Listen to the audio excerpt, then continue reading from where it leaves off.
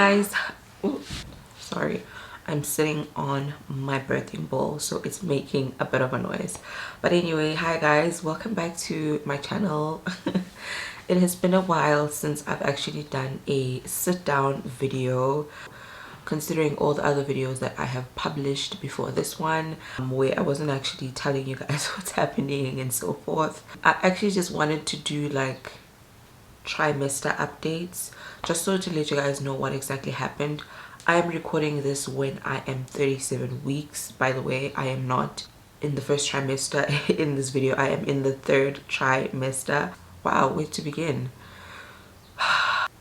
By the time you guys see this video, I'll probably would have given birth. I should have given birth.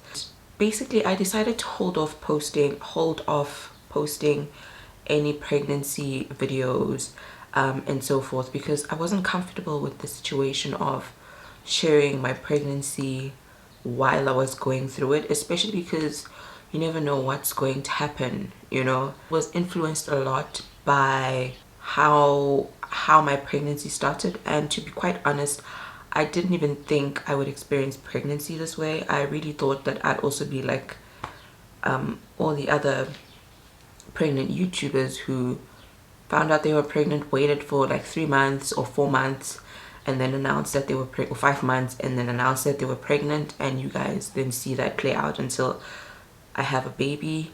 I thought that's how it was gonna go, but it didn't. So when I found out I was pregnant, we were happy, ecstatic, excited. If you haven't seen that video, I will make sure to link it there. I didn't know when people usually go for their first ultrasound. I heard it was maybe around like 8 weeks, 9 weeks, so forth. So I was like, yo, I have to wait. Okay, no, it's fine, I'll wait, especially because if you go too early, then they may not be able to detect the heartbeat, and I didn't want to worry myself. Before that, I was spotting, and I had really bad cramps. And I just kept looking up on the internet, and they were like, no, it's normal, it's okay, don't worry about it. A lot of women who spot end up carrying the baby to full term. I was like, okay, no, I'll be fine. And then Josh kept saying, no, let's just go see the doctor, because it was worrying, because the spotting was increasing, and it started off as like a brownish like a brownish spotting, and then it didn't go to blood. It was brown for I think maybe like a week and a half, but the cramps were like painful. They felt like really bad period cramps. So, and then I just feel like, oh my gosh, what's going on? Why am I in so much pain? Is it implantation? Is it not implantation? What's going on, you know? And so we were like, okay, you know what? So 2 weeks after we found out we were pregnant, we went to the doctor and everything was fine. And then I told her that I've just got like a bit of spotting, but it's brown. And she said not to worry about it, just to monitor it. And there was a heartbeat. There. She didn't see anything that alerted her to think I could be in danger of some sort. And literally the next night, after seeing our doctor, I started bleeding. So basically how it happened was that I went to the toilet, and I remember it was a Thursday evening, because I remember we had seen the doctor on the Wednesday. It was a Thursday evening. We were basically getting ready for bed, because I was going to work the next day on Friday, and it was like 9ish, 9:30 o'clock. As I was going to pee, I wiped, and oh my goodness, blood, like blood stain, like blood red, shocking red blood with clots.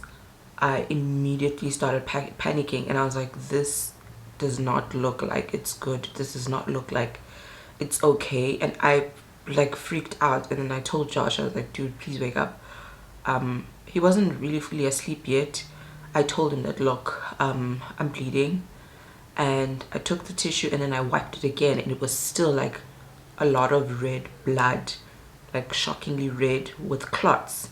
I was like, okay, I don't know what's going on, you know. Before we started like trying last year, like late last year, we went to go see the gynae just to make sure that everything is okay with me, that everything is fine and so forth, because when she did check me last year, she said I had like fibroids, but the fibroids were like small, so just to check that they were still okay and they weren't hindering anything.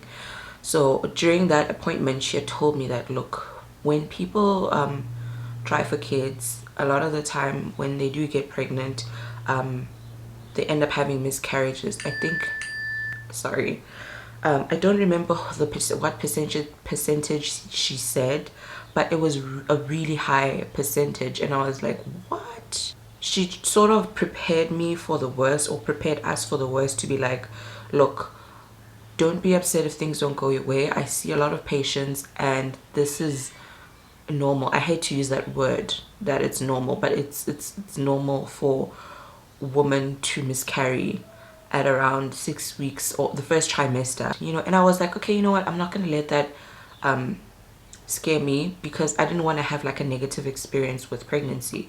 And I was just like, okay, you know what, it's fine, we'll try. Chances of that happening to me are small, right? So I thought. So when that evening, when the blood came out, that's the first thing that came to my mind, and I was like, oh my gosh, I'm losing the baby. That's why I've been having such bad cramps. And because usually when I looked on the internet, they said, as long as you don't have bad cramps, don't worry, you'll be fine. My cramps were bad. Like, I was cramping bad. Like, it felt like, you know, I was on my period. I started crying, obviously, because I mean, what woman wants to go through that, you know? Mind you, I think the first COVID case, had been confirmed in South Africa. Yeah, I think it had been confirmed. So it wasn't like lockdown or anything yet. So we went to the hospital. They checked me. Then they were like, look, we're gonna have to admit you to monitor the bleeding, because it was a lot of bleeding. Then they checked in the ER. They checked if they tried to check if the baby was okay. They used like an ultrasound or whatever, and from what they could see, because it wasn't vaginally, because when I went to my doctor the previous day, she checked for the heartbeat vaginally, and the heartbeat was there. But this one, they were checking what's this on the stomach. So they were like, look, it's not accurate, we can't really tell is there a heartbeat or not, but the baby seems to be moving. So I was like, okay, let me calm down, because literally I was now panicking, and I was like, oh my gosh, I'm basically in the process of losing the baby. And I think I had just processed that in my mind, that I can't believe I'm going through all of this. So they admitted me, and then I saw my gynae the next day, first thing in the morning. When she opened, like at 8 o'clock, she rushed and she came to see me. She checked and she was like, okay, look, there is bleeding. We can see that there's bleeding, but we don't know where it's coming from. And she could see the baby. The baby was perfectly fine. Everything was okay. The heartbeat was there. Everything was okay. So she was like, we'll just keep you in for observation. It could be anything. It could just be genetically the egg and the sperm are not viable. It just could be that there's an infection. There's a possibility of reasons why you could be bleeding. Let's just monitor you, because your bleeding isn't just spotting, it's bleeding. So, and it had clots, which is another cause for concern. So the bleeding seemed to be like on the side. It wasn't coming from my womb. So she was like, okay, let's just relax, let's just admit you and see what's going on. And they admitted me, and I spent the weekend there practically. By this Sunday, I was okay. I think I was okay. And then the doctor checked me, and he was like, look, we've done blood tests, your hormones are fine. There isn't a cause for concern. And they were saying, it doesn't look like I have an infection either. We just have to wait and see. Unfortunately, with miscarriages, what they call threatened abortions, I think threatened abortions, that's what they call them in like medical terms. They don't call them miscarriages, they call them threatened abortions. It's a wait and see game, because there's literally nothing you can do to prevent it, unfortunately. So that's what happened to me. I got discharged on the Monday, and they told me that, look, you have to Make sure that you don't lift anything heavy. You have to relax. They put me on bed rest. They told me no coitus until I see the doctor again. And it was just like really traumatic to have to go through that. And I didn't lose the baby, but it was extremely traumatic to have to think about, like, I could have possibly lost the baby, and to also think that I was not in the I was not out of the danger zone yet, because I was still in the first trimester. Anything could still happen. And then my checkup was 6 weeks later, which I was now at 12 weeks, because when we went for that appointment, my first appointment, I was at 6 weeks. We went at 12 weeks to see the doctor. The doctor checked me, everything was fine, and I was good. So now I had to see another doctor, because my initial doctor, because of this whole COVID situation, had to also stop working. I don't know if she was like a high risk person or whatever. So one of her other partners saw me, which is my current doctor now, and he checked me and he was like, everything's fine, the baby's okay, the baby's growing, and the baby was moving around, and we were so happy, we were so excited, and we were like, yay, you know, everything was great. And then literally the next day I started bleeding again. And this time how it happened was, I was sleeping in bed. It was a Friday morning this time, and I was preparing to go to work. It was like just before I had to wake up to go to work, around like, I think it was around like 5 o'clock or something. I woke up because I felt like I was peeing on myself. I was like, what the heck is happening? Why am I peeing on myself? I wake up and I see, obviously it's dark, so I'm not sure is it pee or what's going on, but I feel like something's trickling down my leg. I wake up and I'm like, what's going on? I switch on the light. Josh is like, what is it? Are you okay? Because obviously we are on the edge at this point, because we are still not completely like out of the danger zone. So I'm like, I don't know. And I see the sheet is like, we had dark sheets, and I see it's got a blood stain, and then I look down my leg and I see blood running down my leg, and I was just like, not again. And I was just like, you've got to be kidding me. You've literally got to be kidding me. I went to the toilet. It was like, it was blood, like it was red again, and they had told me that if you are bleeding again, go to the hospital, or come into the office. We basically, when I wiped, it was red. It was like red, but this time it didn't have clots, so I didn't worry too much. But the thing still lingered at the back of my mind, because I was like, what the heck is going on at this point? Like, what is going on with my body? I was just like, let's just get dressed, go to the hospital. And this time, because we were on lockdown, like literally it was level 5. Like it wasn't the beginning, because it was 6 weeks later, but we were like in the middle of a pandemic. I had to go into the hospital alone. They didn't allow, okay, they allowed Josh in to like fill in a couple of forms. I had been there before, so they just wanted one thing, and he had to pay for something, and then he had to go out again. So they were like, sorry, you're gonna have to go in alone into the ER. I went into the ER alone, and they checked me again, and they were like, okay, you're bleeding. And this time, because I was 12-ish weeks, it was almost better. So when they checked the baby was moving, the baby was fine. The lady, I think she was a student doctor, so she came in and checked my cervix, if my cervix was closed, and she's like, no, your cervix is still closed, which is good. And they were like, who's your doctor? We'll take you to go see your doctor when they open the office, because it's right there at the hospital. So this time I wasn't as worried, obviously after being checked and everything, but I was just like, what the heck is happening? Why is this happening to my body? The doctor checked me, and the doctor was like, no, it's fine. Unfortunately, when bleeding happens, it could be anything. Like, it literally could be anything. And it's like they said before, if it's a miscarriage that is happening, there's nothing they can do. There's absolutely nothing they can do. They checked my hormone. They took blood tests again when I was in the ER to check if my hormone levels were still fine, and they said my hormone levels were still fine, so everything was still okay. It was just bleeding. After that experience, I was just like, okay, you know what, I don't think I'm going to be able to do this whole announcement thing or YouTube thing the way that I had wanted to. So they sent me home. Luckily I wasn't admitted again into the hospital, so they just told me again, no sex again for the next couple of weeks, no heavy lifting, bed rest. So at work they were like, high risk people had to stay home. So now I was forced to stay at home, so I had to stay home for like 2 months because I was high risk because of the pregnancy.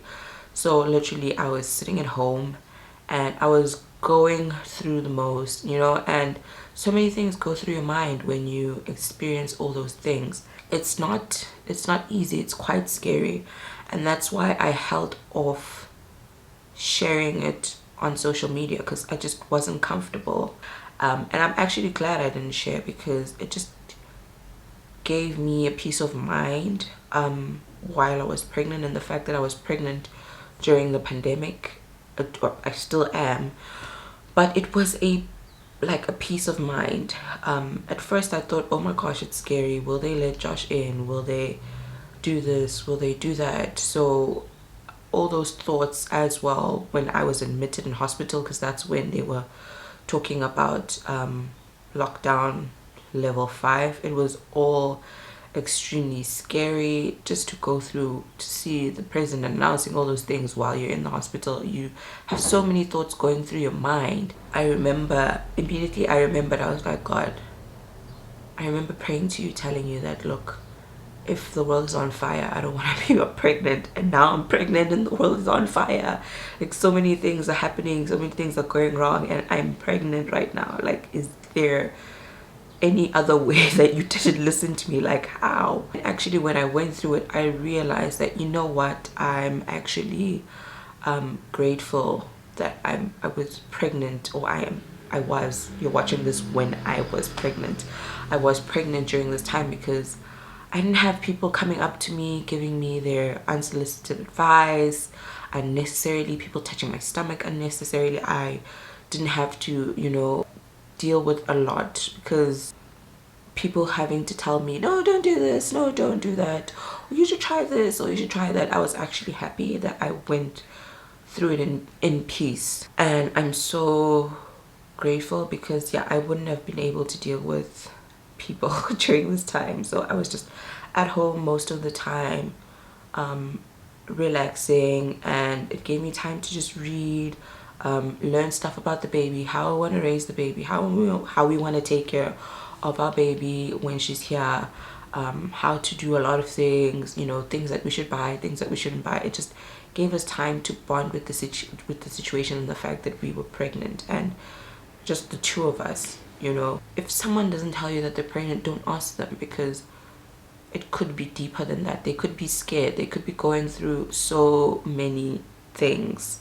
Every time I went to go pee, I was like stressed. And even where every time I went to the doctor's visits after that, it just still sat on my mind, you know. The other reason why I also like kept it to myself until I was like done giving birth was because there was a couple of YouTubers that I was following, or like social media personalities, that were pregnant as well.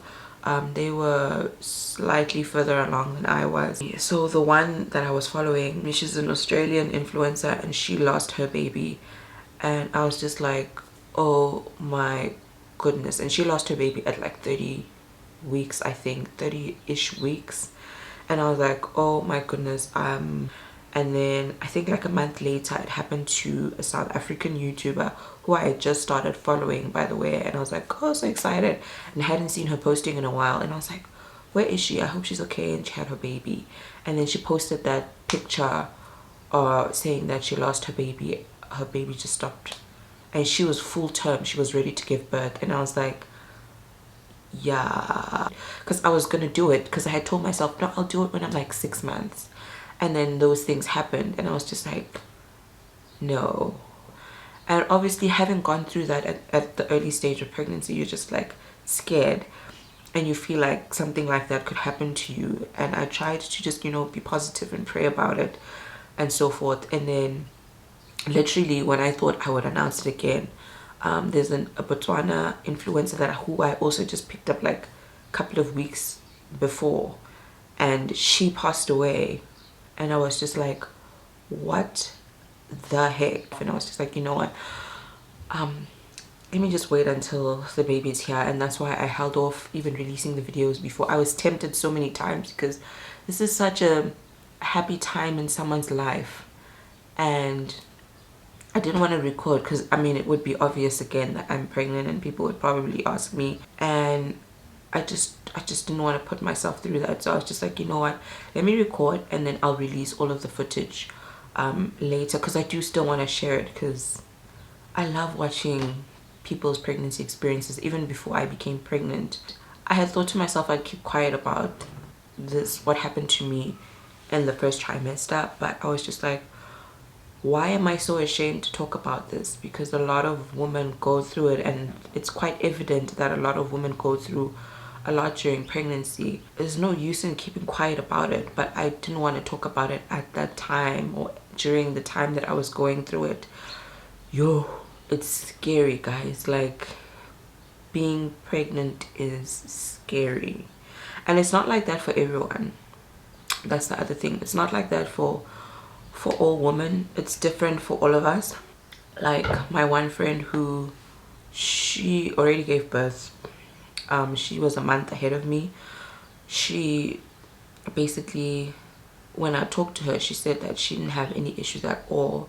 It'd just be like discomfort here and there and whatnot, but she didn't have issues like at all. She didn't experience half the things that I experienced, and it's different for everyone. And I used to be like, oh no man, you know, being pregnant is not a disability. Well, you go through so many things that it ends up feeling like it is sometimes.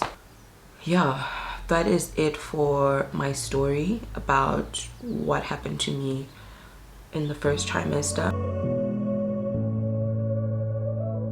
My boobs were insane. Like, I was happy. I was like, no nausea, no nausea at all. I was so happy.